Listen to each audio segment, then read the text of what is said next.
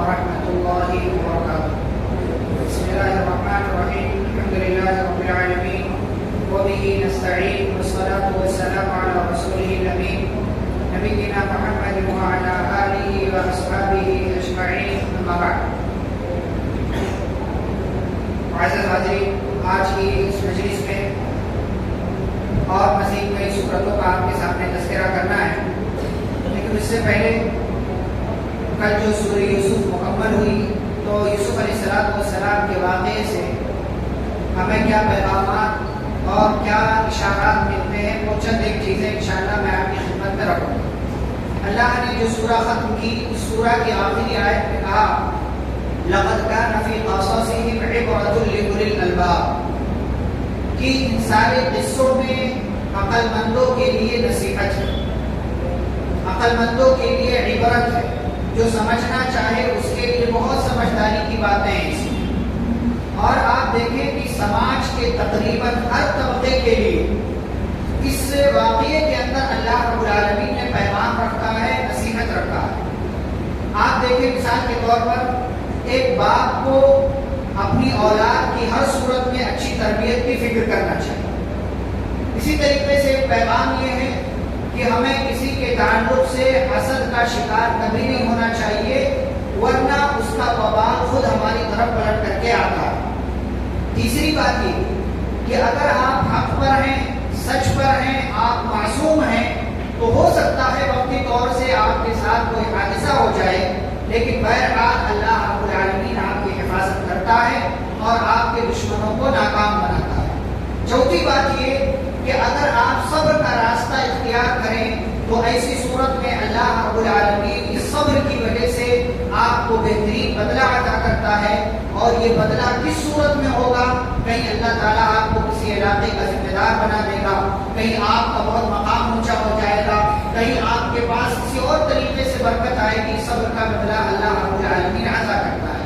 ایک اور بات یہ پیغام ملتا یہ ہے کہ اگر آپ اپنے اعتبار سے اچھے ہوں تو آپ کے ساتھ برا چاہنے والے یا آپ کے ساتھ برا کرنے والے کتنی ہی تدبیریں کیوں نہ کر لیں، وہ اپنی تمام تر تدبیر میں، اپنی تمام تر کوششوں میں ناکام ہونے والے ہیں.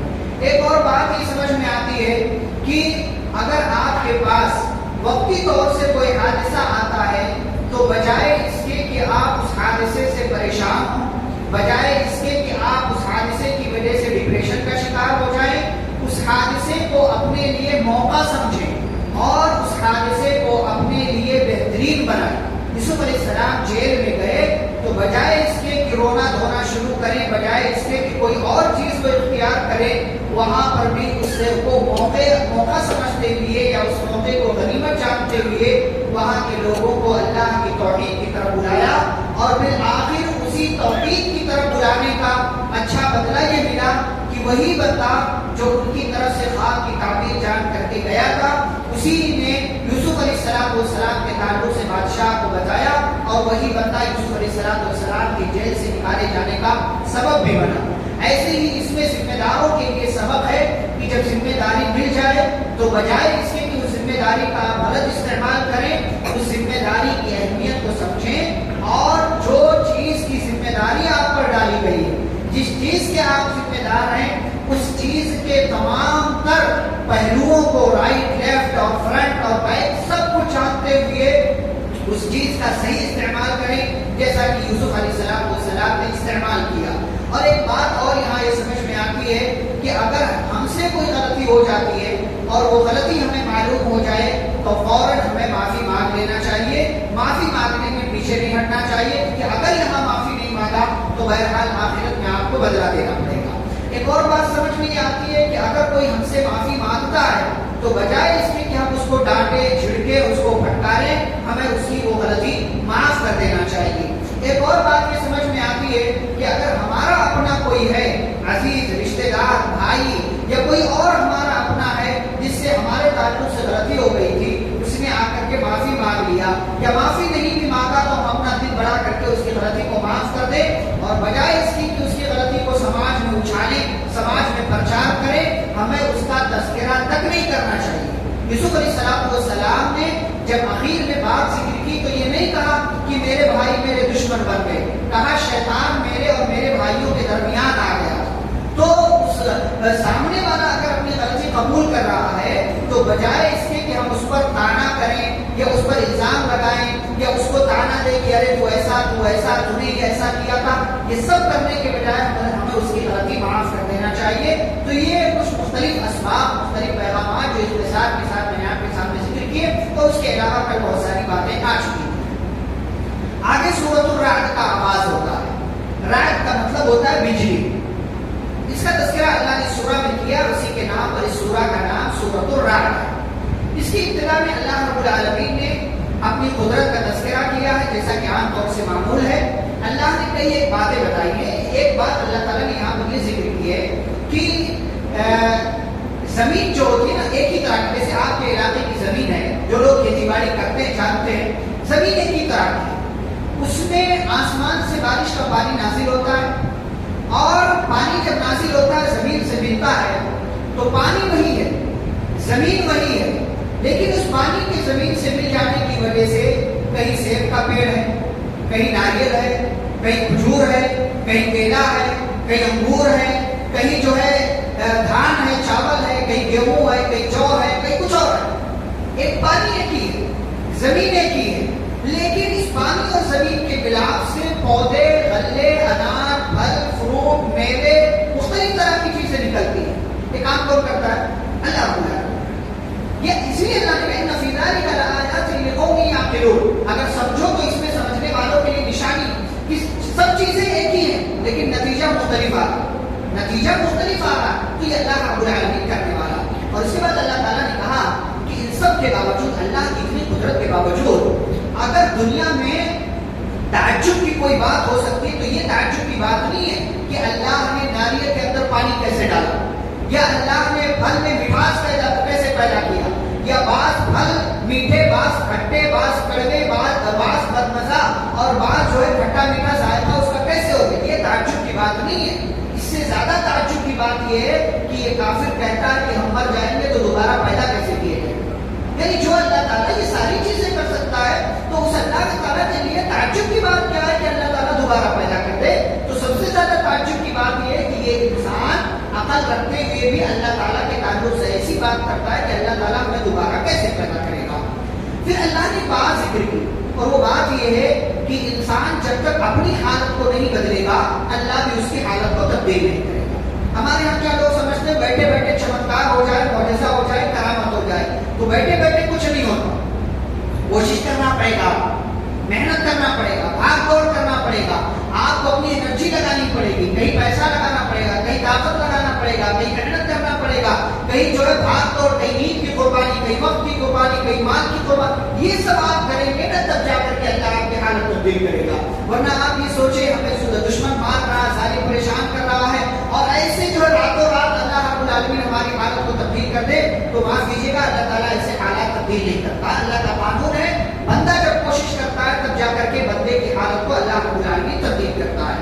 یہاں ایک عقیدے کی بات آگے اللہ نے ذکر کی. دنیا میں بہت سارے لوگ ایسے ہیں جو بجلی کو یا بادل کو یا کڑک کو بھی اپنا معبود سمجھتے ہیں. دنیا میں ایسے لوگ بھی بجلی کی پرستش کرنے والے، بجلی کی عبادت کرنے والے. اللہ نے کہا وَيُسَبِّحُ الرَّعْدُ بِحَمْدِهِ وَالْمَلَائِكَةُ مِنْ خِيفَتِهِ کہ یہ بجلی جو کڑکتی ہے یہ دراصل اللہ کی تسبیح بیان کرتی ہے. یہ جو کڑک کی آواز آتی ہے اس کے اندر سے یہ دراصل اللہ کی تسبیح بیان کرتی ہے. يُسَبِّحُ الرَّعْدُ بِحَمْدِهِ وَالْمَلَائِكَةُ مِنْ خِيفَتِهِ. اور جب ایسا ہوتا ہے تو فرشتے اللہ رب العالمین سے ڈرتے ہیں. ہمیں اپنی زندگی دو چیز کے ساتھ گزارنا چاہیے، ایک رجا اور دوسرے خوف، یعنی امید اور ڈر. اللہ تعالیٰ کی عبادت کیسے کرنا چاہیے؟ امید رکھتے ہوئے کہ میں جو عبادت کر رہا ہوں اس کا اچھا نتیجہ آئے گا. اور اللہ کی عبادت کیسے کرنا چاہیے؟ خوف کے ساتھ کہ اگر عبادت نہیں کیا تو اللہ تعالیٰ کا عذاب آئے گا. تو رجا اور خوف یہ دو چیزیں ہونی چاہیے. اگر صرف امید ہی امید ہو تو انسان گناہ پر گناہ کرتا چلا جائے گا، لیکن اگر صرف خوف ہی خوف ہو تو ایسی صورت میں انسان کبھی بھی جو ہے وہ اور کوئی ایسا کام نہیں کرے گا کہ جو اس کی فطرت کے جو جس چیز کا اس کی فطرت تقاضا کرتی ہے. اللہ نے خوف بھی رکھا، امید بھی رکھا کہ اللہ تعالیٰ سے خوف بھی کھاؤ اور اللہ تعالیٰ سے امید بھی رکھو، اور یہی انسان کے لائق بھی ہے. آگے اللہ رب العالمین جنت اور جہنم میں لے جانے والے اعمال کا تذکرہ کیا اور عقل مندوں کی صفات بیان کی. اللہ تعالیٰ نے عقل مندوں کی صفات بیان کرتے ہوئے فرمایا الذین یوفون بعہد اللہ ولا ینقضون المیثاق. عقل مند وہ ہے جو اللہ سے کیا ہوا وعدہ پورا کرتا ہے. نمبر 2 وعدہ خلافی نہیں کرتا. نمبر 3 والذین یصلون ما امر اللہ بہ صلہ رحمی کرتا ہے, رشتہ داروں کو پوچھتا ہے. ویخشون ربہ. نمبر 4 اپنے رب سے ڈرتا ہے. نمبر 5 ویخافون سوء الحساب, قیامت کے دن برے انجام سے ڈرتا ہے. نمبر 6 صبر کرتا ہے. نمبر 7 نماز پڑھتا ہے. نمبر 8 اللہ تعالیٰ نے جو کچھ کیا ہے وہ چپکے سے علانیہ طور پر ہر طریقے سے خرچ کرتا ہے. نمبر 9 وَيَدْرَؤُونَ بِالْحَسَنَةِ السَّيِّئَةِ, برائی کو اچھائی کے ذریعے وہ دور کرتا ہے. اور اخیر میں اللہ تعالیٰ نے کہا زمین میں فساد نہیں مچاتا. یہ 10 صفتیں اللہ تعالیٰ نے عقل مندوں کی ذکر کی ہیں اور فرمایا کہ جس کے اندر یہ خوبیاں ہوں وہی عقل مند ہے اور وہی بندہ جنت کے قریب جانے والا. لیکن جو اس کے برخلاف کرے ایسا بندہ جہنم کے قریب پہنچ جاتا ہے اور ایسے بندے پر اللہ رب العالمین کی لعنت نازل ہوتی ہے. دنیا میں انسان کو سکون اور اطمینان چاہیے. سکون و اطمینان کیسے ملے گا؟ انسان دنیا میں مختلف طریقے اپناتا ہے سکون حاصل کرنے کے لیے. اللہ نے سیدھا اصول دیا الذین آمنوا وتطمئن قلوبهم بذکر اللہ.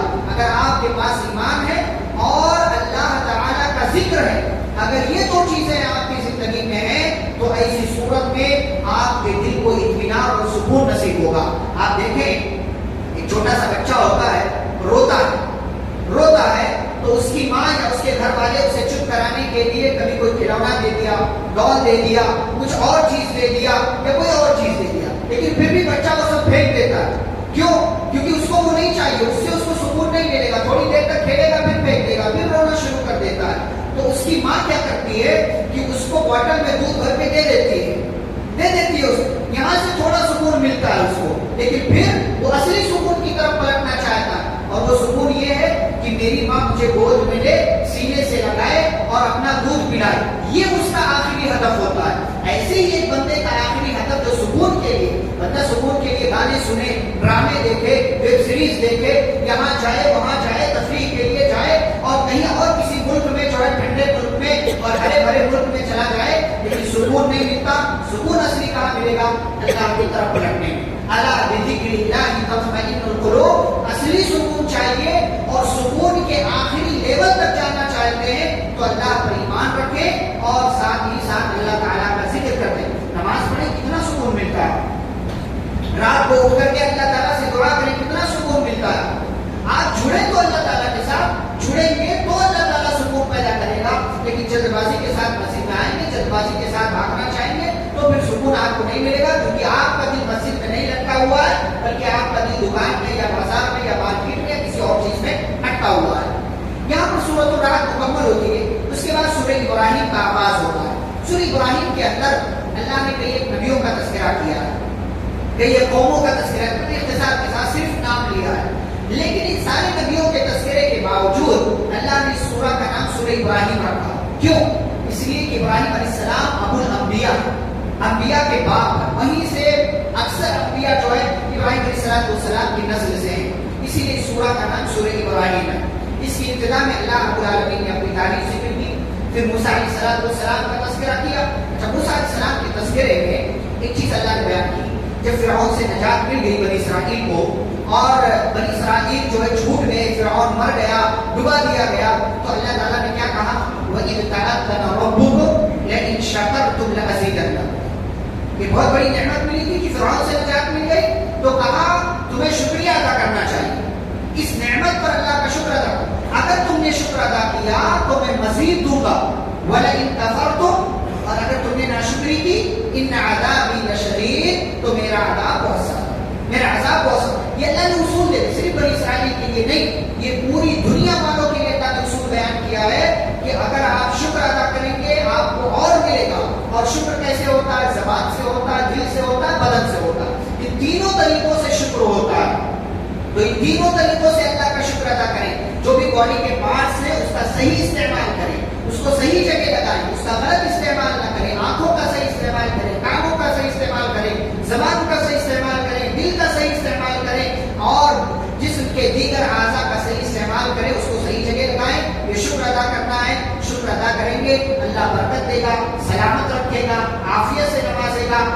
دے گا اور دیگر چیزوں میں برکت آئے گی. لیکن اگر ناشکری کی تو اللہ کا عذاب آئے گا. جو چیز ملی ہوئی ہے اس سے بھی محروم کر دیے جائیں گے, جو فیوچر میں ملنے والا تھا اس سے بھی محروم کر دیے جائیں گے.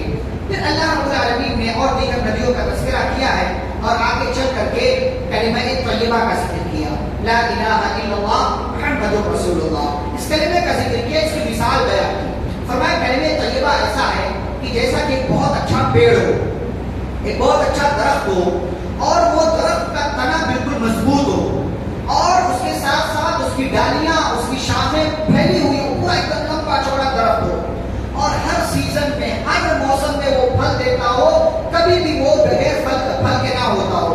فرمایا ایسے ہی کلمہ طیبہ ہے. جو کلمہ طیبہ سے جڑ گیا اس کی جڑ مضبوط ہو جاتی ہے, وہ پھر اس کی ذات سے دیگر لوگوں کا فائدہ ہوتا ہے, اور وہ ہر صورت حال میں اس کے لیے بہتری ہوتی ہے, اس کے لیے خیر ہوتا ہے. یہ اللہ تعالیٰ نے مثال دی. لیکن جو بندہ کلمہ طیبہ کو چھوڑ کر کے یہاں وہاں جائے, اللہ نے اس کی مثال برے پیڑ کے ذریعے دی. جیسے برا پیڑ ہے, نہ کھانے میں مزہ, نہ دیکھنے میں مزہ, نہ ہی وہ اپنے جو ہے جس کا وہ پیڑ ہے اس کے لیے فائدے مند, کسی بھی صورت میں وہ فائدے مند نہیں ہے. ایسے ہی کلمہ طیبہ کو چھوڑ کر کسی اور کلمے کی طرف جانے والے کی مثال اللہ نے بیان کی. اور ساتھ ہی فرمایا یثبت اللہ الذین آمنوا بالقول الثابت فی الحیاۃ الدنیا وفی الآخرہ. جو بندہ کلمہ طیبہ سے جڑا رہتا ہے اس کا فائدہ یہ ہوتا ہے اللہ دنیا میں بھی اس کو ثابت قدم رکھتا ہے, اور قبر کی زندگی میں بھی اس کو فائدہ ہوگا, اور آخرت میں بھی زندگی میں بھی اس کو اس کا فائدہ ملے گا. پھر رب العالمین نے ذکر کیا, فرمایا وآتاکم من کل ما سألتموہ. اللہ کے احسانات دیکھے, فرمایا اللہ نے تمہیں وہ سب دے دیا جس کی تمہیں ضرورت تھی, یا جو تم نے مانگا, سب کچھ اللہ تعالیٰ نے اس دنیا میں تمہارے لیے رکھ دیا. وَإِن تَعُدُّوا نِعْمَتَ اللَّهِ لَا تُحْصُوهَا. اور اللہ کی نعمتیں اتنی ہیں کہ اگر گننا چاہو تو گن نہیں سکتے. اچھا, یہ آیت دو جگہ اللہ نے ذکر, ایک یہاں پر اور ایک ابھی تھوڑی دیر میں سورۃ النحل کی آیت آئے گی, وہاں ذکر کیا اللہ نے. یہ ٹکڑا ذکر کرنے کے بعد وَإِن تَعُدُّوا نِعْمَتَ اللَّهِ لَا تُحْصُوهَا, آگے کا جو ٹکڑا ذکر کیا اللہ تعالیٰ نے, تو دونوں جگہوں پر الگ الگ ذکر کیا ہے. بات دونوں جگہ ایک ہی ہے کہ اگر اللہ کی نعمتوں کو شمار کرنا چاہو تو نہیں کر سکتے, لیکن رزلٹ جو آخر میں بتایا ہے وہ دونوں جگہ پر الگ الگ بتایا. ایک جگہ کیا کہا یہاں پر, ان الانسان لظلوم کفار. فرمایا انسان کے پاس اللہ کی نعمتیں اتنی ہیں کہ گن نہیں سکتا, لیکن اس کے باوجود یہ بندہ ناشکرا. دوسری جگہ اللہ نے کیا کہا, اللہ کی نعمتیں اتنی ہیں شمار کرنا چاہو نہیں کر سکتے. ان اللہ لغفور رحیم. پھر بھی اللہ تعالیٰ انسانوں کی ناشکری کے باوجود ان کی غلطیوں کو معاف کرنا چاہتا ہے اور مزید دیتا چلا جاتا ہے. یعنی انسان کی اپنی عادت کیا ہے کہ انسان ناشکری کرتا ہے نعمت پانے کے بعد, اور اللہ کا معاملہ کیا ہے کہ اللہ تعالیٰ بندوں کی طرف سے غلط حرکتیں دیکھنے کے باوجود بھی انسان کو نوازتا رہتا ہے. کتنے ایسے دیکھے 5 وقت کی نماز نہیں ہے, روزے نہیں ہے, اور اچھائیاں نہیں ہیں, لیکن اللہ دے رہا, اللہ رب العالمین دے رہا. 5 وقت کی نماز نہیں پڑھتے اور اللہ تعالیٰ صبح اٹھتے ہی ناشتہ دے دیتا ہے, کھانا دے دیتا ہے, ہوا دے دیتا ہے, شام تک کھانا مل جاتا ہے, دکان میں جو ہے مال آ جاتا ہے اور برکت ہو جاتی ہے. یہ کیا ہے, انسان ناشکری کرتا ہے, اس کے باوجود اللہ تعالیٰ نوازتا ہے. تو آپ اپنی حرکتیں دیکھو, اللہ تعالیٰ کا معاملہ دیکھو کہ تمہارے گنہگار ہونے کے باوجود بھی اللہ تعالیٰ تمہیں کتنا نواز رہا ہے. آگے اللہ رب العالمین نے ابراہیم علیہ السلام کی دعاؤں کا تذکرہ کیا. کئی ایک دعائیں ابراہیم علیہ السلام نے اللہ سے مانگی. اس سے پہلے ایک دعا ہم بیان کر چکے ہیں 12 نمبر 1 میں. وہ دعا کون سی تھی؟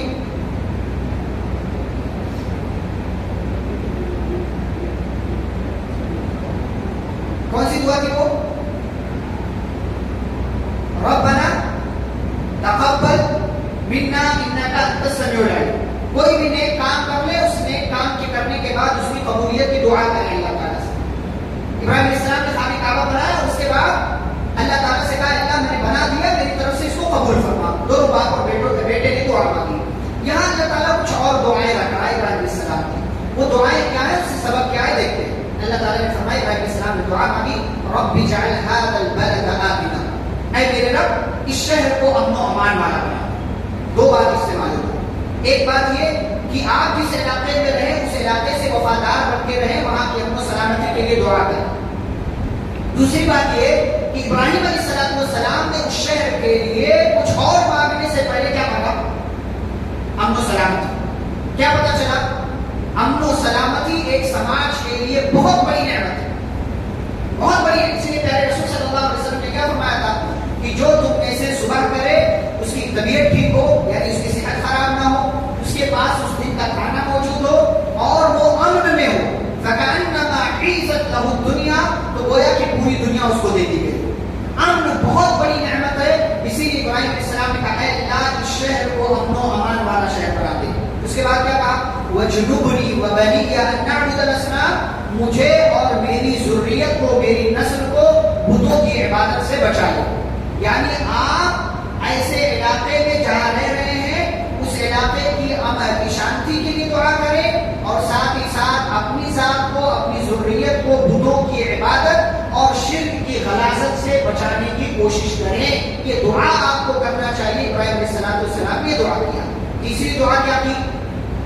اپنی بیوی ہاجرہ اور بیٹے اسماعیل کو چھوڑ کر کے گئے خانہ کعبہ کے پاس، اس وقت کوئی وجود نہیں تھا اس کا، اور جب جانے لگے کچھ نہیں تھا وہاں پر، اللہ تعالیٰ سے دعا کیا کہ اے اللہ میں نے اپنی نسل کو، اپنی ذریت کو یہاں چھوڑ دیا، یہاں کوئی نہیں رہ رہا، اللہ تعالیٰ اس لیے آپ بات کر رہا ہوں تاکہ یہ یہاں نماز قائم کرے، لِيُقِيمُوا الصَّلَاةَ، یہاں نماز قائم کرے، فَاجْعَلْ أَفْئِدَةً مِّنَ النَّاسِ تَهْوِي إِلَيْهِمْ، لہٰذا اے اللہ پوری دنیا کے لوگوں کے دلوں کو یہاں سے اٹیچ کر دے۔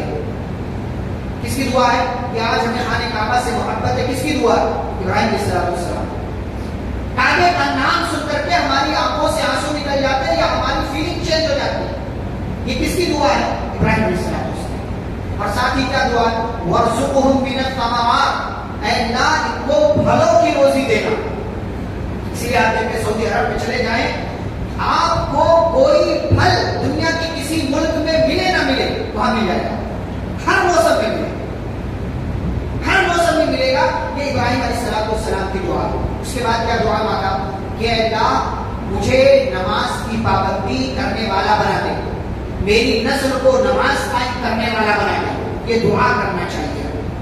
ربنا وتقبل دعا، اور ساتھ ہی دعا بھی مانگا، فرمایا اے اللہ میری دعا کو قبول کر لے۔ دعا مانگے تو دعا کے قبول ہونے کی بھی دعا مانگے کہ اللہ تعالیٰ میری دعا کو قبول کر لے۔ پھر آگے ایک آخری دعا کیا ذکر کہ اللہ نے ربنا اغفر لی ولوالدی وللمؤمنین یوم یقوم الحساب، اے میرے رب تو مجھے معاف کر دے، میرے ماں باپ کو معاف کر دے اور تمام مسلمانوں کو معاف کر دے، کب؟ جس دن حساب و کتاب قائم ہوگا۔ پتہ کیا چلا؟ اپنے لیے بھی دعا کریں، دوسروں کے لیے بھی دعا کریں، تمام مومن مردوں اور عورتوں کے لیے دعا کریں۔ یہ ابراہیم علیہ السلام کا طریقہ ہے، یہ ان کی بات ہے اور یہ ان کا طریقہ ہے جو انہوں نے ہمیں سکھایا۔ صرف اپنے لیے زندہ مت رہو بلکہ اپنے ساتھ ساتھ دیگر لوگوں کے لیے بھی زندہ رہو اور ان کے لیے خیر اور بھلائی کی دعا مانگتے رہو۔ آگے اللہ تعالیٰ کیا ذکر کرتے ہیں؟ وَلَا تَحْسَبَنَّ اللَّهَ غَافِلًا عَمَّا يَعْمَلُ الظَّالِمُونَ۔ بعض دفعہ لوگ کیا کہتے ہیں؟ شکوہ کرتے ہیں کہ اللہ تعالیٰ یہ فلانے جو ہے مسلمانوں کو ستا رہا ہے، فلانے اور جو ہے فلاں قوم جو ہے مسلمانوں پر ظلم کر رہی، اللہ کیا کر رہا ہے؟ اللہ کیا کر رہا ہے؟ اللہ تعالیٰ اس کو غلط کیوں نہیں کرتا، اس پر عذاب کیوں نہیں نازل کرتا کہ یہ لوگ مسلمانوں کو ستا رہے ہیں؟ اللہ تعالیٰ کیا کہتے ہیں؟ وَلَا تَحْسَبَنَّ اللَّهَ غَافِلًا، ظالموں کی حرکتوں سے آپ اللہ کو غافل مت سمجھیں۔ یعنی آپ یہ نہ کہیں کہ اللہ تعالیٰ کیا کر رہا ہے، یہ نہ سمجھیں کہ اللہ تعالیٰ دیکھ نہیں رہا۔ انما یؤخرهم لیوم تشخص فیہ الابصار، اللہ تعالیٰ ان کو ڈھیل دے رہا، مہلت دے رہا اس دن کے لیے جس دن ساری نگاہیں چھپ جائیں گی۔ اللہ تعالیٰ کو ایک ایک ظالم کے بارے میں معلوم ہے اور اسی لیے اس کا قانون کیا پتہ ہے؟ پیارے نبی صلی اللہ علیہ وسلم نے فرمایا دنیا میں دو گناہ ایسے ہیں جن کی سزا اللہ بندے کو اسی دنیا میں دے دیتا ہے، آخرت میں تو اس کی سزا ہے ہی ہے لیکن دنیا میں اس کی سزا دے دیتا ہے۔ وہ دو کیا ہے گناہ؟ نمبر ایک البغی، ظلم کرنا۔ کسی پر آپ نے ظلم کیا ہے تو جس پر ظلم کیا وہ بددعا کرے نہ کرے لیکن اللہ تعالیٰ دیکھ رہا ہے، آپ کو سزا دے گا اور ضرور دے گا۔ آپ کی زندگی میں اگر کہیں کوئی مشکل ہے نا تو آپ دیکھیں کہیں آپ نے کسی کو ستایا ہوگا، اس کی وجہ سے آپ مشکل میں۔ نمبر دو وقطیعۃ الرحم، رشتہ داری توڑنا، اور اس میں بھی علماء نے لکھا سب سے پہلے نمبر پر والدین کے حقوق ادا نہ کرنا۔ جو لوگ والدین کو ستاتے ہیں، آپ پوری ہسٹری اٹھا کر کے دیکھ لیں، ایسے لوگ پھر دنیا میں کبھی سکون سے نہیں رہ پاتے. کیوں؟ کیونکہ والدین کی طرف سے اللہ تعالیٰ ایسے لوگوں سے، ایسی اولاد سے بدلہ لیتا ہے. تو یہ دو گناہ ایسے ہیں جن کی سزا اللہ تعالیٰ دنیا میں بندے کو دے دیتا ہے. تو لوگوں، اللہ تبارک و تعالیٰ کو ظالموں کے اعمال سے، ان کی حرکتوں، ان کے کرتوت اور ان کے ظلم سے غافل مت سمجھو. اللہ تعالیٰ ڈھیل دے رہا، ڈھیل دے رہا. جب وقت آئے گا ایسے ظالموں کا تو اللہ پکڑے گا، جیسے فرعون، حامان، قارون، نمرود، شداد اور دیگر تمام لوگوں کو پکڑا، ایسے ہی ظالموں کو بھی اللہ پکڑے گا. بس ان کا وقت قریب ہے، یہ سمجھیں کہ اللہ رب العالمین کو مہلت دے رہا اور ڈھیل دے رہا. پھر آگے سورۃ الحجر کا آغاز ہوتا ہے پارہ نمبر 14 کا. سورۃ الحجر کی ابتدا میں جیسے 14واں پارہ شروع ہوتا ہے، ہمارے لیے خوشخبری اللہ نے ذکر کی. وہ خوشخبری کیا ہے؟ ربما یود الذین کفروا لو کانوا مسلمین. ایک دن ایسا آنے والا ہے جس دن پوری دنیا کے کافر یہ تمنا کریں گے کہ اے کاش وہ مسلمان ہوتے. آپ کو بھی لگتا ہے یار کیا مزہ، کیا دین میں کتنی پابندیاں ہیں، یہ کرو، یہ نہیں کرو، ایسے کرو، ویسے نہیں کرو، اس طریقے سے جاؤ، ایسے بال نہیں کٹا سکتے، ایسے بال کٹا سکتے ہو، داڑھی رکھو. کیا لگا رکھا ہے دین میں اتنی ساری پابندیاں کو لگتا ہے. اور کیا ایسا نماز 5 مرتبہ جاؤ، وضو کرو، نماز پڑھو، مسجد میں نہیں جانا، گھر میں کیوں نہیں پڑھ سکتے؟ یہ وہ سب پابندیاں جو ہمیں بیکار لگتی، عجیب و غریب لگتی. آپ تصور کریں، اپنے ایمان کی سلامتی چاہیے. کیوں؟ ایسا ایک دن آنے والا ہے کہ یہ کافر سارے کے سارے ایمان والوں کو جنت کی طرف جاتے ہوئے دیکھیں گے تو کہیں گے لو کانوا مسلمین، اے کاش کہ وہ مسلمان ہوتے. یہ اتنی بڑی حسرت ہے جو حسرت کبھی بھی پھر پوری نہیں ہو سکتی. پوری کب ہوگی؟ اسی دنیا میں. اسی دنیا میں بندہ سدھر گیا، ٹھیک ہو گیا، ایمان لے آیا، کفر چھوڑ دیا، تب تو یہ حسرت وہاں نہیں ہوگی. لیکن اگر کفر پر مر گیا تو وہاں تمنا کرے گا اور ضرور کرے گا لو کانوا مسلمین، کہ اے کاش کہ وہ مسلمان ہوتا. آگے اللہ رب العالمین نے قرآن کا تذکرہ کیا، انا نحن نزلنا الذکر وانا له لحافظون. ہم نے ہی اس قرآن کو نازل کیا ہے اور ہم ہی اس کی حفاظت کرنے والے ہیں. آپ مختلف واقعات جانتے ہوں گے. ایک واقعہ میں آپ کے سامنے ذکر کروں کہ کیسے اللہ تبارک و تعالیٰ نے اس قرآن کی حفاظت کی ہے. مامون رشید کے تعلق سے ایک واقعہ ذکر کیا جاتا ہے تاریخ کی کتابوں میں کہ جب وہ بادشاہ تھا تو اس کے دربار میں ایک یہودی آیا. اس یہودی نے آ کر کے جو بھی بات کرنا تھا کیا تو مامون نے اس کے سامنے دین کی دعوت رکھی، توحید کی طرف بلایا. کہا دیکھو اس دین کو مان لو، یہی سچا دین ہے. تو اس نے نہیں مانا، چلا گیا. 1 سال کے بعد آیا اور مسلمان بن کر کے آیا. اپنے اسلام کا مامون کے سامنے اعلان کیا، کہا کہ میں مسلمان ہو گیا. کہا کیا وجہ ہے تو مسلمان ہو گیا؟ اس نے کہا کہ پچھلے سال میں تمہارے پاس آیا تھا تو جانے کے بعد میں نے ایک جو ہے طریقہ اختیار کیا کہ سچا دین کون سا ہے یہ جانچنے کے لیے. کہا کیا طریقہ اختیار کیا؟ کہا میں نے تورات کے 3 نسخے اور 3 کتابیں تورات کی لکھی اور تینوں میں نے الفاظ الگ الگ رکھے، چینج کر دیا، تبدیل کر دیا. کچھ کا کچھ میں نے لکھ دیا ان تینوں نسخوں میں.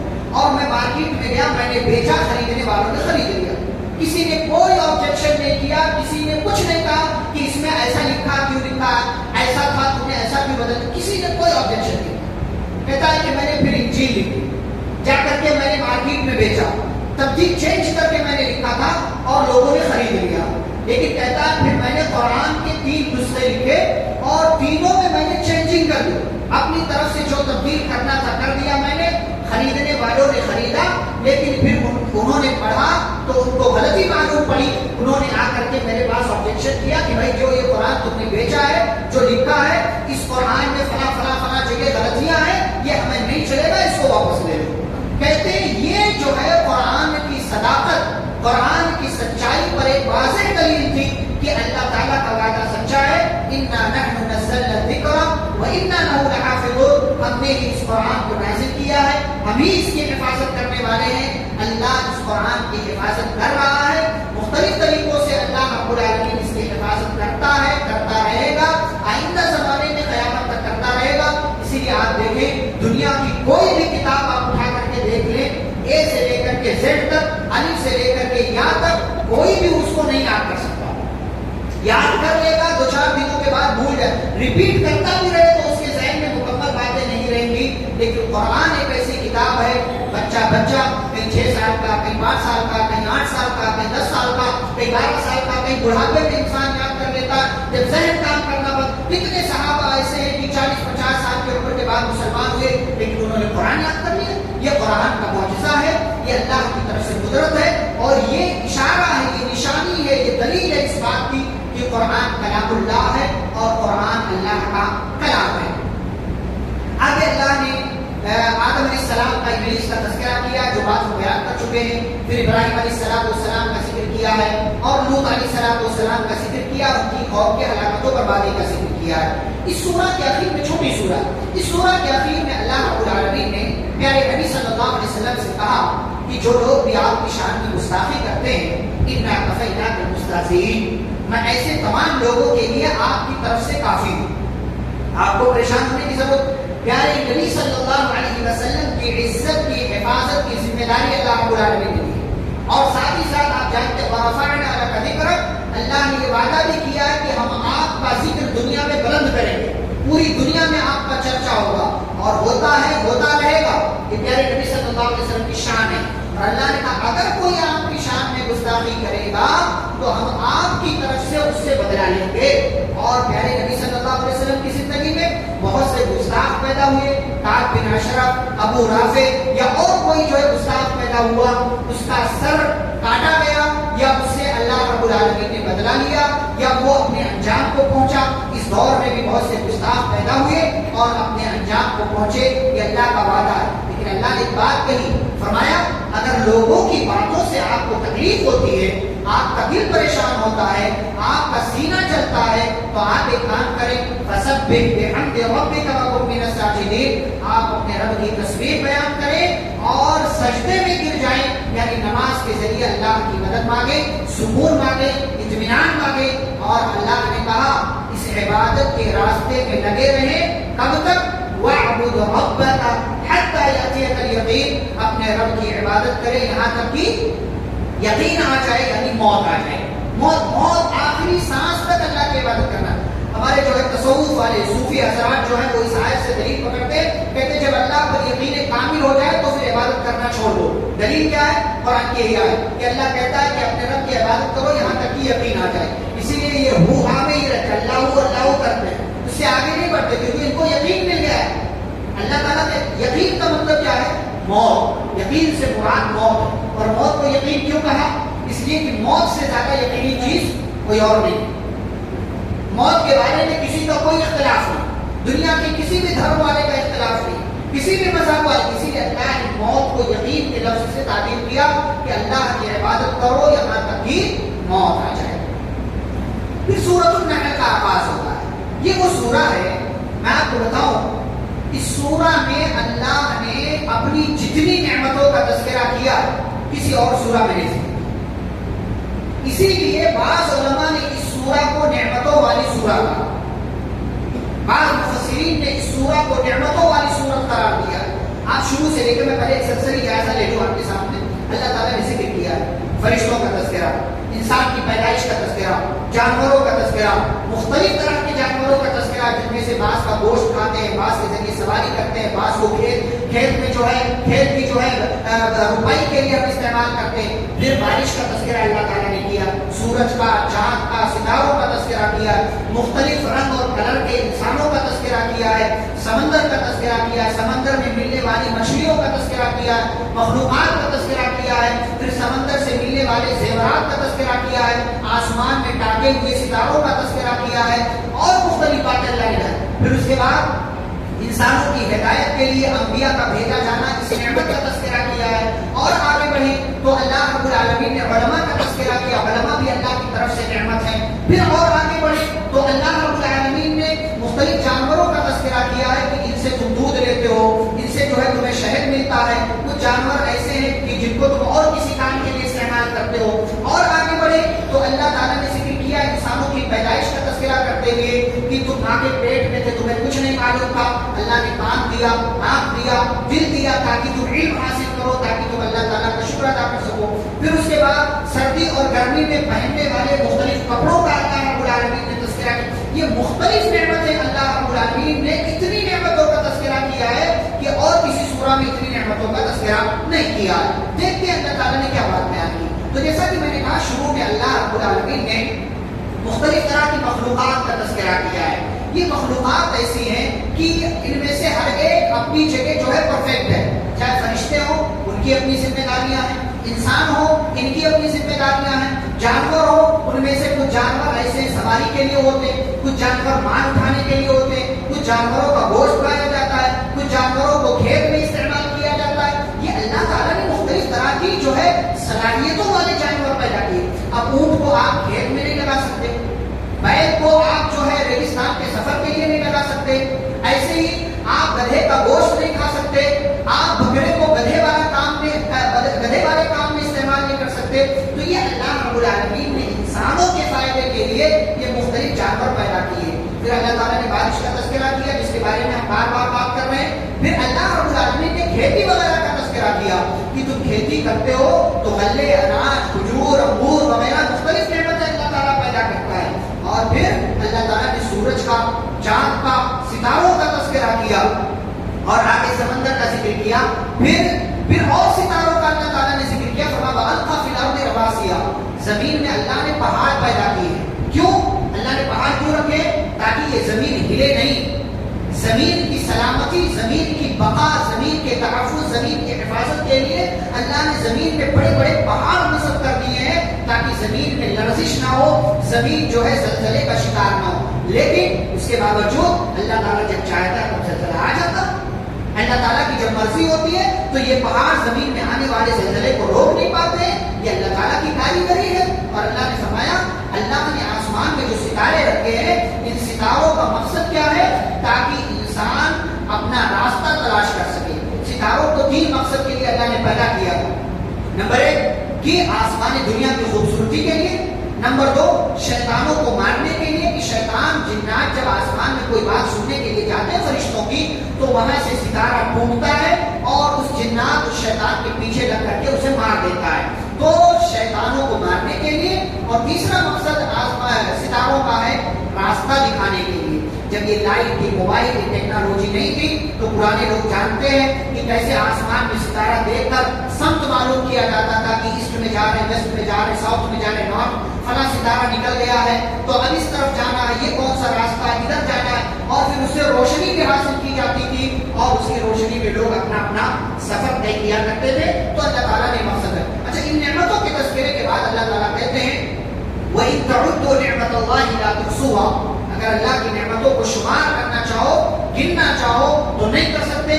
ان اللہ لغفور الرحیم, پھر بھی اللہ تعالیٰ بخشنے والا ہے اور رحم کرنے والا ہے. پھر اللہ نے اپنی توحید کی طرف بلایا اور بتایا توحید سب سے بڑی نعمت ہے اور اس نعمت کے اظہار کے لیے, اس نعمت کا احساس دلانے کے لیے اللہ نے علماء بھیجے اور ان علماء اللہ نے انبیاء اور پیغمبروں کو بھیجا اور ان پیغمبروں کی یہ بنیادی ذمہ داری رکھی کہ جا کر کے لوگوں کو حکم دو ان اعبدوا اللہ واجتنبوا الطاغوت, اللہ کی عبادت کرو اور طاغوت سے بچو.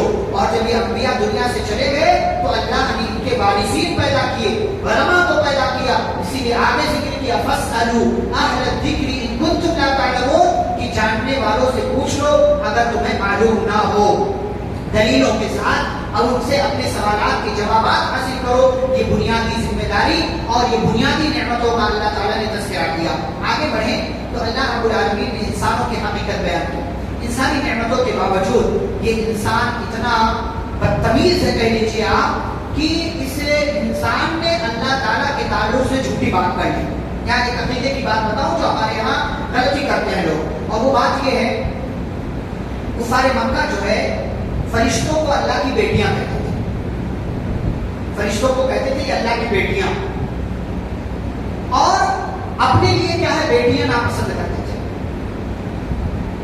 اللہ کے لیے بیٹیاں, اپنے لیے بیٹیاں پسند نہیں. اسی لیے عرب کے بعض قبیلے اپنی بیٹیوں کو زندہ دفن کر دیا.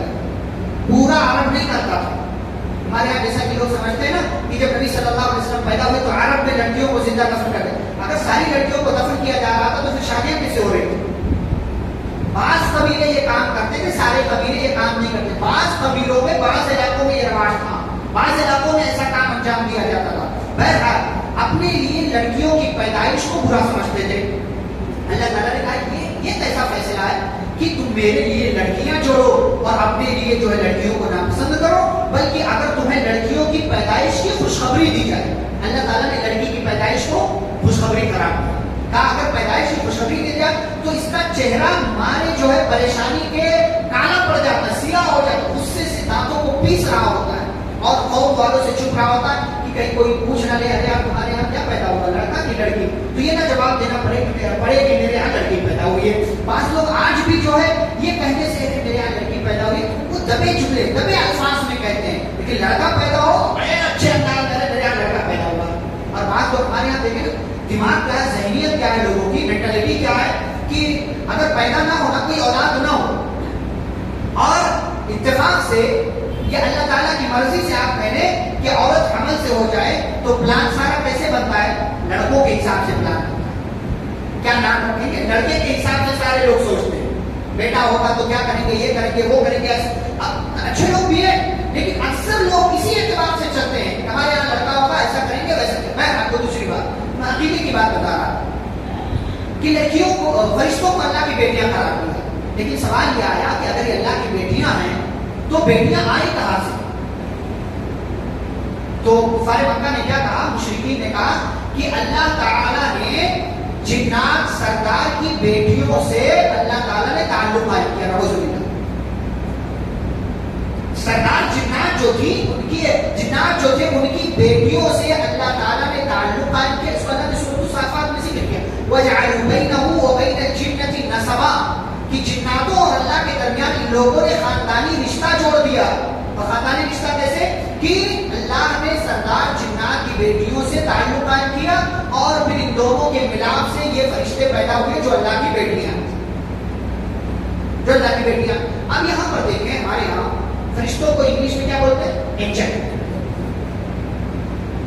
اور دیگر لوگوں کے یہاں فرشتوں میں مرد اور عورت کا تصور ہے. جو مرد ہے وہ فرشتہ اور جو عورت ہے وہ پری ہے نا, پری تصور ہے. اسی لیے ہم اپنے گھروں میں ہماری خواتین گھر کی اپنی بیٹیوں کو خوبصورت لگتے ہیں, میری بیٹی پری لگ رہی ہے بولتے ہیں نا, غلط جملہ بولتے ہیں.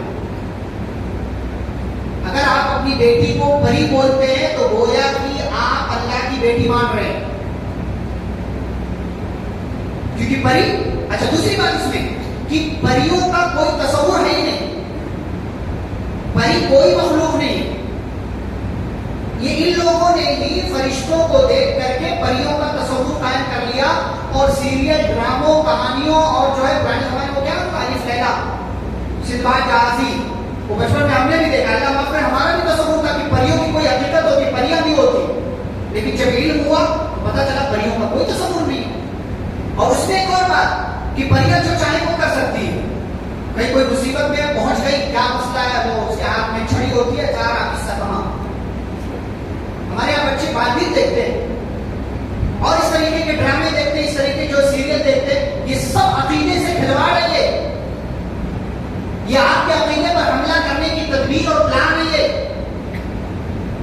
یہ گویا کہ آپ مان رہے ہیں کہ اللہ کی بیٹیاں ہوتی ہیں, وہ کفار والا عقیدہ آپ مان رہے ہیں, اور ساتھ ہی یہ مان رہے ہیں کہ فرشتوں میں بھی مرد اور عورت ہوتے ہیں. کہ فرشتے فرشتے ہیں, ان کے یہاں انسانوں کی طرح مرد اور عورت کا تصور نہیں ہے.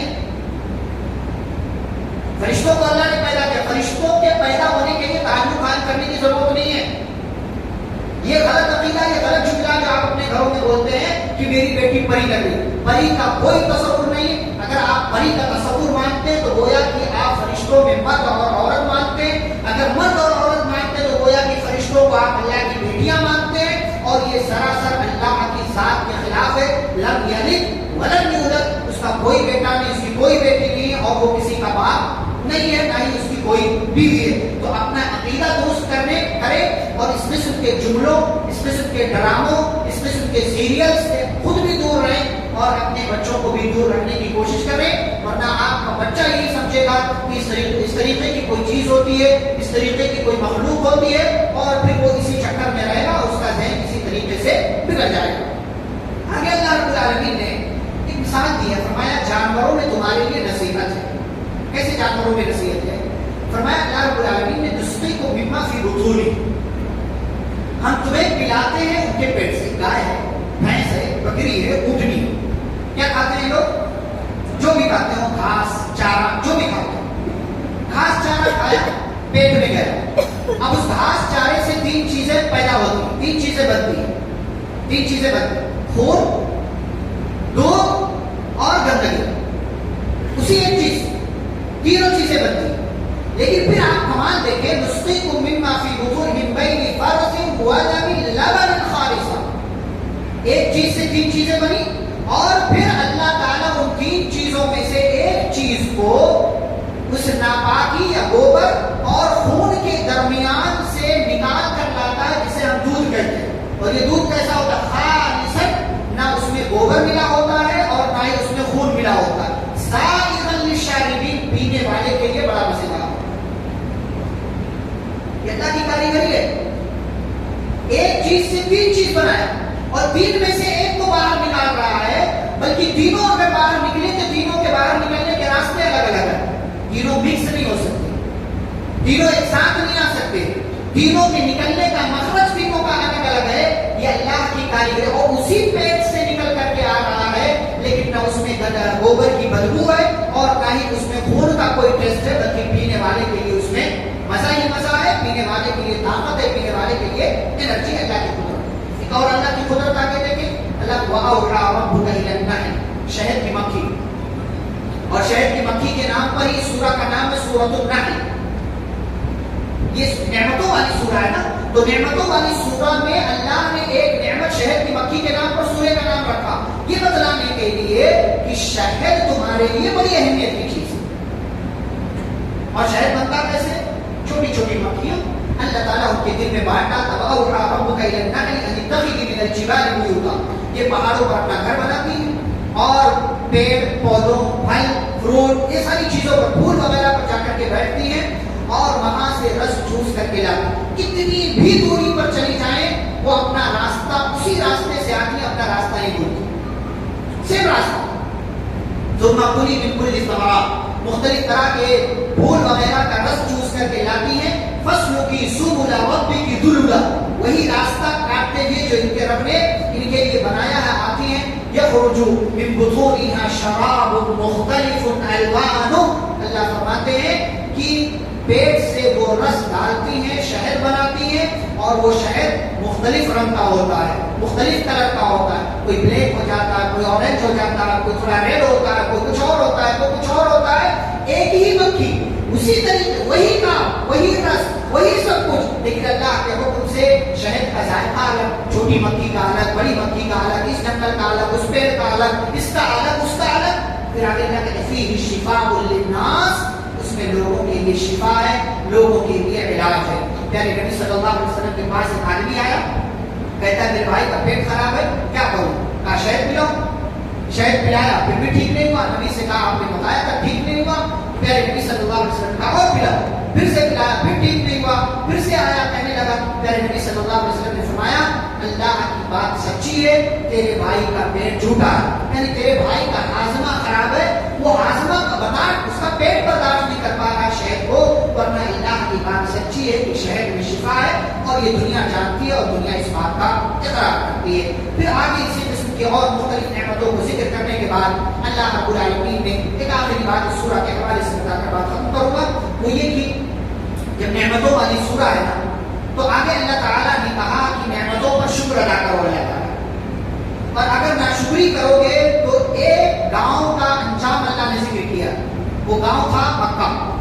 مکہ کے علاقے کا تذکرہ کیا، مکہ والوں کا تذکرہ کیا کہ اللہ نے ان کو بہت ساری نعمتیں دے رکھی. اس کو اللہ نے سورہ قریش میں بھی ذکر کیا، لإیلاف قریش ایلافہم رحلۃ الشتاء والصیف، کہ ہر طرف سے روزی ان کے پاس آ رہی تھی، شام سے بھی اور دیگر مختلف آس پاس کے جو علاقے تھے، تجارت کا پورا راستہ کھلا ہوا، ہر طرف سے نعمت مل رہی تھی، کسی دشمن کا کوئی ڈر نہیں تھا. اتنی ساری نعمتیں اللہ کی طرف سے مل رہی تھی. ان کو کیا کرنا چاہیے تھا؟ اللہ کا شکر ادا کرنا چاہیے. اور اللہ کے شکر میں سب سے پہلی چیز کیا ہے؟ ایمان لے آنا. لیکن ان لوگوں نے کیا کیا؟ فَكَفَرُوا بِنِعْمِ اللَّهِ، اللہ کی نعمتوں کی ناشکری کر بیٹھے. تو اللہ نے کیا کیا؟ میں نے اس سے پہلے کہا جیسا آپ عمل کریں گے اسی کے حساب سے بدلہ آپ کو ملے گا. ان لوگوں کو نعمت مل رہی تھی، شکر ادا کرنا چاہیے، امن میں تھے، شکر ادا کرنا چاہیے تھا، لیکن ان لوگوں نے نہ ہی تجارت پر شکر ادا کیا، کھانے پینے کی چیز پر، اور نہ ہی امن پر شکر ادا کیا، تو اللہ نے اسی جیسے عذاب میں ڈال دیا۔ فَأَذَاقَهَا اللَّهُ لِبَاسَ الْجُوعِ وَالْخَوْفِ، جو کھانا، جو تجارت کا سامان، جو سب کچھ مل رہا تھا وہ بند ہو گیا، اب بھوکے ہو گئے، لقمے لقمے کے محتاج کر دیا اللہ تعالیٰ نے۔ والخوف، پہلے امن میں تھے، اب اللہ نے خوف میں بدل دیا، ادھر سے دشمن کا ڈر، کہیں ادھر سے حملہ نہ ہو جائے، کہیں یہاں سے حملہ نہ ہو جائے، کہیں یہاں سے حملہ نہ ہو جائے۔ کیوں اللہ نے ایسا کیا؟ بما كانوا يصنعون، ان کی حرکتوں کی وجہ سے، ان کی غلطی کی وجہ سے، کہ یہ لوگ نعمتیں پانے کے باوجود اللہ کا شکر ادا نہیں کر رہے تھے، اس لیے اللہ رب العالمین نے ناشکری کا بدلہ ان کو یہ دیا کہ اللہ نے جو تھا وہ بھی چھین لیا، جو ملنے والا تھا اس سے بھی محروم کر دیا، اور ان لوگوں کو خوف اور ڈر والے ماحول میں اللہ رب العالمین نے ڈال دیا۔ تو نعمتیں ملی ہوں، اللہ کا شکر ادا کریں۔ آپ کے گھر میں سنگل ڈور کی فریج ہو، کسی کے گھر میں ڈبل ڈور کی یا لارج فریج ہوگی، آپ کے گھر میں آپ کے گھر کا جو ذمہ دار ہے وہ سنگل فریج رکھنے کی طاقت رکھتا ہے، اس نے وہی رکھا ہوا ہے، شکر ادا کریں اللہ رب العالمین کا، شکر ادا کریں گے، کل کو ڈبل ڈور کی فریج ہوگی، پرسوں اپنا گھر ہوگا، اپنا بنگلہ ہوگا، اپنی گاڑی ہوگی، شکر ادا کریں گے، ملتا رہے گا، ناشکری کریں گے جو ہے اللہ تعالیٰ اس سے بھی محروم کر دے گا۔ اللہ رب العالمین سے دعا ہے اللہ ہم سبھی کو نعمتوں کا شکر ادا کرنے اور ناشکری سے بچنے کی توفیق عطا فرمائے، آمین۔ صلی اللہ علیہ نبی کریم، سبحانک اللہم و بحمدک، اشہد ان لا الہ الا انت، استغفرک و اتوب الیک۔ السلام علیکم ورحمۃ اللہ